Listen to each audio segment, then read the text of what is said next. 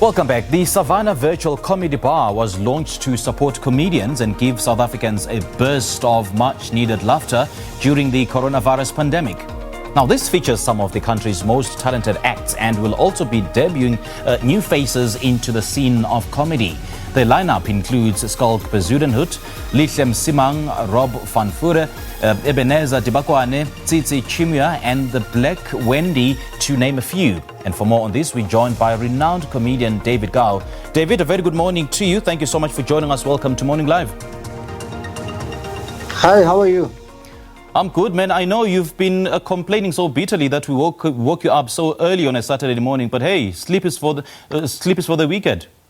This must be done. I've been up since 4 a.m. waiting for this interview. Anyway, you must really miss the energy of performing live for an audience, David, isn't it? How has the current comedy shift been? It's been a disaster, for a lot of artists, obviously, for a lot of comedians, anyone in the live events business. Obviously for us, especially, with our comedy shows, we used to take thousands of people into venues. So, but we all have to adjust. And, here we are, SABC is calling me on Skype. I haven't used Skype in about 12 years. And there you are, wearing a mask live on national TV doing a virtual interview.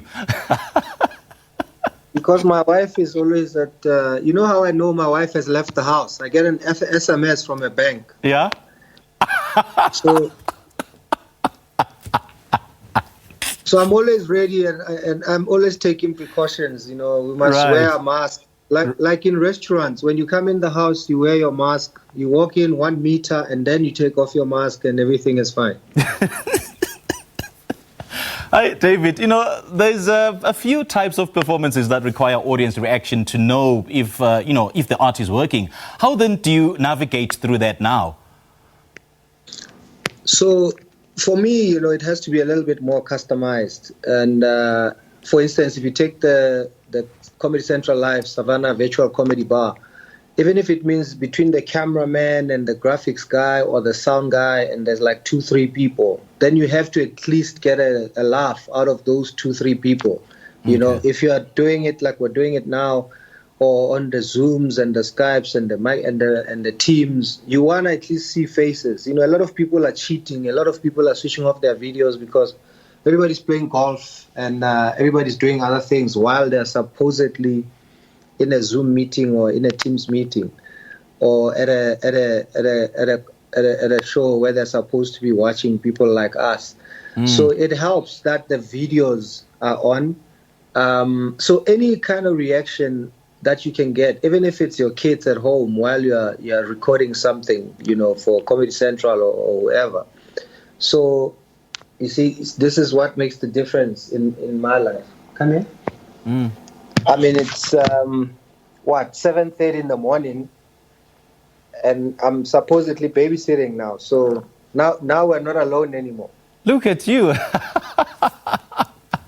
Oh, so cute. He came right on cue. He's fantastic. I should pay him more money. As you were asking, how has it been? He walked down steps. He cried a little.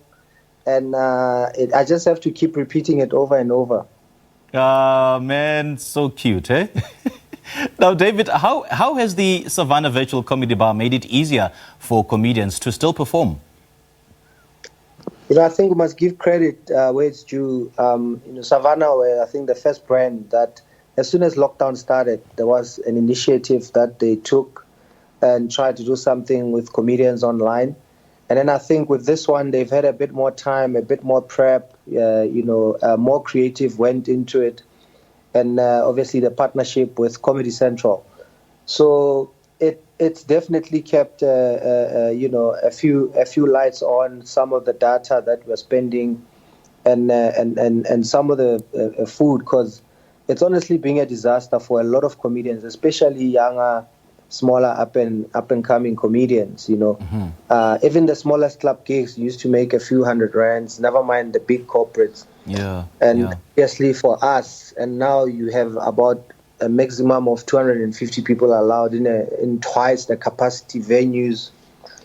It's basically you are doing a show at twice the cost, and you are expected to make half the money if you are at full capacity. So financially, nothing makes sense, and nothing will for a long time. Mm-hmm. So you definitely need either Savanna and your Comedy Centrals putting in more money, or even your arts and cultures and other sponsors or corporates looking into how are artists going to survive, how are comedians and musicians going to survive, because we know we're a bit far from going back to normal, and nothing really would be back to normal. Yeah, and for someone who's been in the game for so long, what are some of the challenges that you are faced with when shooting the virtual bar and creating material or jokes for the show? Doesn't it perhaps affect the quality of your set? Because I would imagine that you obviously need to feed off the energy of the audience. You do, but it's profession. You know, everything you do. For me, after 20 years, there's no gig I haven't done, you know. My first gig when I started, I lived in Cape Town. I flew to Joburg. I got a rental car, which was manual. I drove to M20 Casino in Nelspruit. Mm-hmm. And it was just after the Mozambican floods. And there was a bar area where I was supposed to perform. And as I'm trying to tell jokes, I could hear the gambling machines and slots and look at people looking at me while they wait to drop the thing. And I made a joke about why would Graça Machel teach 1 million black people to swim all at the same time. And then someone in the bar started crying because they were from Mozambique. So, you know, there's almost no gig that I haven't done, you know, after 21 years. So yeah.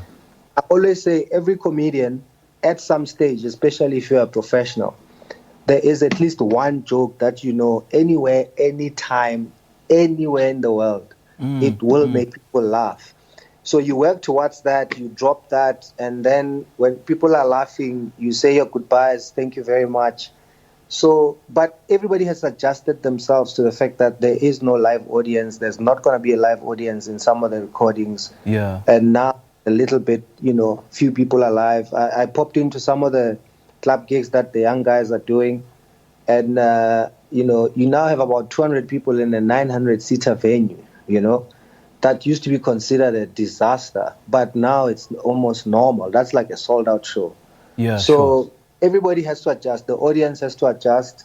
The comedians have to adjust. The venues, everybody. So your Savanna Virtual Comedy Bar, the actual concept actually sells the fact that you are coming to this bar and you are at home, and we are performing at this comedy club or this virtual comedy club. And, you are able to watch us on TV, but you are sitting at home, but you are at a bar. So the concept already kind of prepares you and tells you, listen, this is what it is. There's not going to be a live audience, but we're still going to try and give you the same experience. And interestingly, this platform is so important in terms of opening up the industry and, allowing more talent to enter the space. Unfortunately, we don't have much time, David, and you've been speaking for the past 7 minutes. And give the young man a chance to speak, man. So Sunday night, Comedy Central Live. Please do watch the show. And there's lots of other comedians. You know, I think I'm headlining this show and one other show. That's tomorrow night, 10 p.m. All right. Great chatting to you, David. Thank you so much for your time. Thanks. Good luck, man. Cheers, man. We just spoke to renowned comedian David Gao on the Savanna Virtual Comedy Bar.